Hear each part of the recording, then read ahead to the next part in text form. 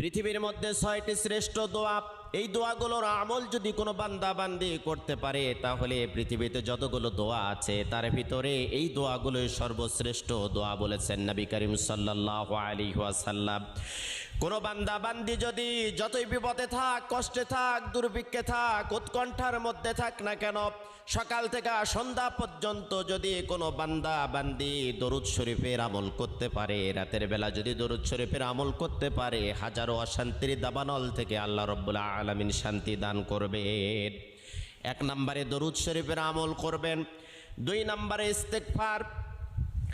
আপনার মুখটা এমন হয়ে যাবে আল্লাহ রাব্বুল আলামিনের কাছে দোয়া করার সাথে সাথে আপনার দোয়াটা কবুল হয়ে যাবে। সব সময়ের জন্য পড়বেন আস্তাগফিরুল্লাহ আল্লাযী লা ইলাহা ইল্লা হুয়াল হাইয়ুল কাইয়্যুম ওয়া আতুবু ইলাইহি। যদি না পারেন তাহলে পড়তে থাকবেন শুধু আস্তাগফিরুল্লাহ। 3 নম্বরে আপনি পড়বেন ইয়া যাল জালালি